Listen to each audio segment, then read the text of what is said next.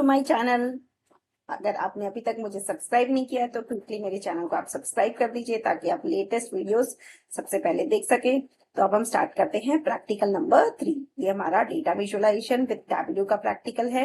ये TYBSc data science semester 5 Mumbai university के under का सिलेबस है। तो इसमें हम प्रैक्टिकल 3 परफॉर्म कर रहे हैं। तो पहले देख लेते हैं कि प्रैक्टिकल 3 का टाइटल क्या है। Creating data visualisation, explore charts, design bar, line, highlight, heat map, bullet chart, understand visualisation autonomy. So इसको हम देखते हैं कि हमें परफॉर्म कैसे करना है। तो आप यहाँ से कोई भी एक एग्जांपल ले सकते हैं। उसके लिए आप क्रोम पे चले जाइए। यहाँ पे देखिए मैं क्रोम पे जाती हूँ। यहाँ पर आप क्या कर सकते हैं, डेटा सेट सर्च कर सकते हैं। जैसे मैं टैबल्यू के लिए मुझे एक डेटा सेट सर्च करना है तो मैं केगल पे जाके डेटा सेट सर्च कर लेती हूँ। यहाँ से मैं क्रोम ओपन कर लेती हूँ, फिर वहां से मैं कोई भी एक डेटा सेट सर्च कर लेती हूँ। जैसे ये मैं लिखती हूँ केगल डेटा सेट्स। तो ये डेटा सेट्स का लिंक आ गया। यहाँ पे आप फर्स्ट लिंक पे क्लिक कर सकते हैं। फिर आप यहाँ पे कोई भी डेटा सर्च कर सकते हैं। जैसे अगर मैंने सर्च किया नेटफ्लिक्स, नेटफ्लिक्स इन टैबल्यू,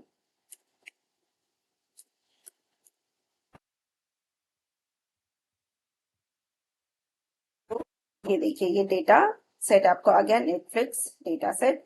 तो इसको आप डाउनलोड कर लीजिए। फिर डाउनलोड करने के बाद आपको डेटा सेट को क्लीनिंग करना पड़ेगा। तो मैं आपको डायरेक्टली डेटा सेट का लिंक मैंने डिस्क्रिप्शन में दिया हुआ है, आप वहां से वो डेटा सेट ले लीजिए। अब ये जो डेटा सेट है ये हमारा CSV फाइल्स है।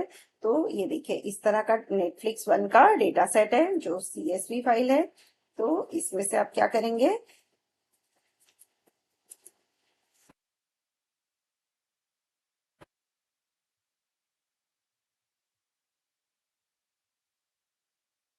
इस फाइल को मैं भी ओपन कर देती हूँ। नेटफ्लिक्स का जो फाइल है उसे मैं ओपन कर देती हूँ इन माइक्रोसॉफ्ट एक्सेल।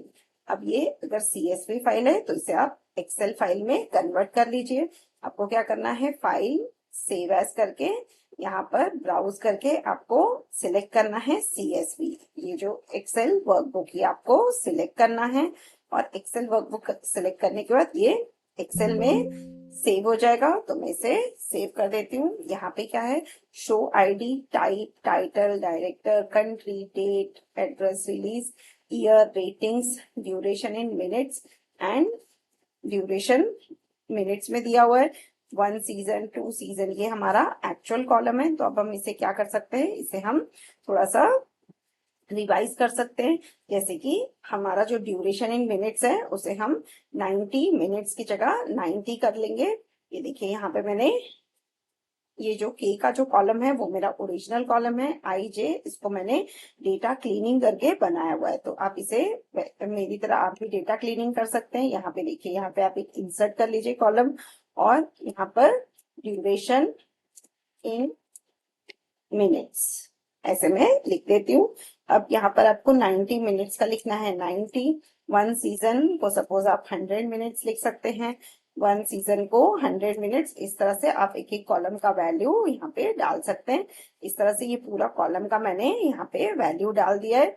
उसके बाद आपको क्या करना है, ये जो डेटा है इसको एक्सेल में एक्सपोर्ट करना है। तो मैं इसे अब डिलीट कर देती हूँ क्योंकि मैंने ऑलरेडी ये डेटा आपको रिफाइंड डेटा दिया हुआ है। तो आप वहां से इसे ले लीजिए। तो मेरा जो एक्चुअल कॉलम है वो है ड्यूरेशन इन मिनट्स 1। अब मुझे टैबल्यू ओपन करना है। तो आप यहाँ से टैबल्यू का इंस्टॉलेशन का वीडियो आप पहले से ही देख लीजिए। ये देखिए मेरा टैबल्यू है, इसे मैं क्लिक करूंगी तो मेरा टैबल्यू का स्क्रीन ओपन हो जाएगा। अब ये टैबल्यू का स्क्रीन ओपन हो गया। अब मुझे यहाँ पे क्लिक करना है फाइल,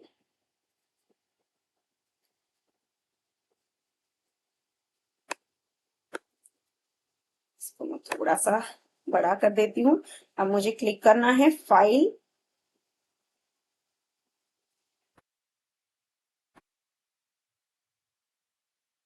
न्यू, और ये न्यू प्रोजेक्ट ओपन हो गया। अब इसमें मुझे माइक्रोसॉफ्ट एक्सेल के साथ कनेक्ट करना है। तो मैं यहाँ पे क्लिक कर देती हूँ न्यू डेटा सोर्स। अब मैं माइक्रोसॉफ्ट एक्सेल पे क्लिक करूंगी और हमारा जो टैबलू का डेटा सेट था वो हमें डाउनलोड्स में से या फिर आपको जहां से भी आपने स्टोर किया होगा वहां से आप ले लीजिए।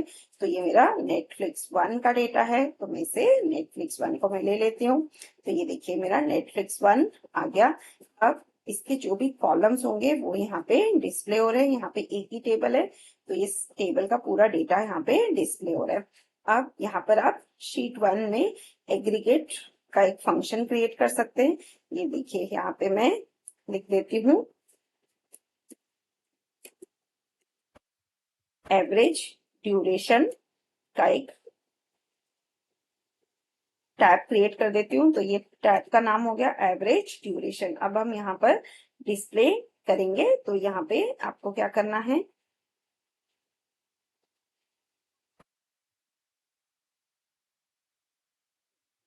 यहाँ पे कॉलम्स कौन से हैं पहले आप वो चेक कर लीजिए। Country, then date added, director, duration, duration in minutes, listed in, rating, release year, show ID, title, type, ये सब हमारे कॉलम्स आ गए। और हमें चाहिए ड्यूरेशन इन मिनट्स 1। तो आपको एक कैलकुलेटेड कॉलम क्रिएट करना है। तो यहाँ पर क्लिक करके हम लिखेंगे क्रिएट कैलकुलेटेड कॉलम। अब इसमें हम लिखेंगे AVG average duration year wise. अब इस कॉलम में हम वैल्यू डाल देते हैं sum with in bracket duration in minutes 1, then bracket close, divided by count with in bracket EAR year. तो ये ईयर का कॉलम हम ले लेंगे एज अ रेफरेंस। तो हमारा ईयर आ गया। अब देखते हैं कि इस फॉर्मूला में ईयर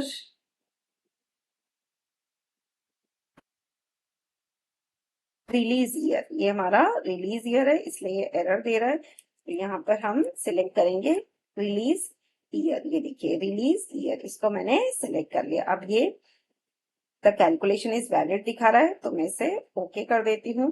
अब ओके करने के बाद यहाँ पर एवरेज ड्यूरेशन ईयर वाइज ये हमारा कॉलम डिस्प्ले हो गया। तो अब ये जो कॉलम है ये हमारा कैलकुलेटेड कॉलम है। अब आप इसको यहाँ पे ड्रैग कर सकते हैं और इसके साथ कंट्री को ड्रैग कर सकते हैं। फिर ये देखिए ये हमारा कंट्री वाइज एवरेज ड्यूरेशन, ये हमारा हर एक कंट्री का एवरेज ड्यूरेशन आ गया। तो हर एक कंट्री नेटफ्लिक्स को कितना देखती है तो उसका एवरेज ड्यूरेशन हमें समझ में आ गया। इसको हम चेंज भी कर सकते हैं। यहाँ पे देखेंगे तो आपको हर एक कंट्री वाइज दिख रहा है। जैसे इंडिया का average duration as per this data set it is 22.64। वैसे ही हर एक कंट्री का हमें एवरेज ड्यूरेशन समझ में आ गया। तो ये I hope up till this it was interesting. अब आप इसको और थोड़ा मॉडिफाई या कलर चेंज जैसे आप चाहे वैसे कर सकते हो। जैसे मैंने ये कलर चेंज कर लिया तो यहाँ पे कलर चेंज हो गया। यहाँ पर कुछ आपको साइज चेंज करना है तो आप साइज भी डॉट्स का चेंज कर सकते हैं। इंक्रीज या डिक्रीज आप कर सकते हैं। फिर आपको लेबल ऐड करना है तो आप यहाँ पर लेबल ऐड कर सकते हैं। एंड इस तरह से हमारा प्रैक्टिकल नंबर 3 का आउटपुट आ गया। इसमें अलग अलग तरह के मैप भी है, वो आप चाहिए तो यहाँ से सिलेक्ट कर सकते हैं। जैसे अगर मैंने बार ग्राफ लिया तो ये मेरा बार ग्राफ आ गया। अगर मैं लाइन चार्ट लेती हूँ तो ये मेरा लाइन चार्ट डिस्प्ले हो रहा है। वैसे ही एरिया मैप लेते हैं तो हमारा एरिया मैप डिस्प्ले हो जाएगा। अगर हम स्क्वायर या सर्कल्स लेते हैं तो हमारा डॉट्स के हिसाब से हमारा डेटा डिस्प्ले हो रहा है। सो आई होप आपको ये प्रैक्टिकल इंटरेस्टिंग लगा होगा। Create data visualisation, explore chart type, design bar, line, highlight, then heat map, bullet chart and understand visualisation autonomy. So इसके साथ हमारा प्रैक्टिकल 3 कंप्लीट हो गया। Thank you, thanks for watching.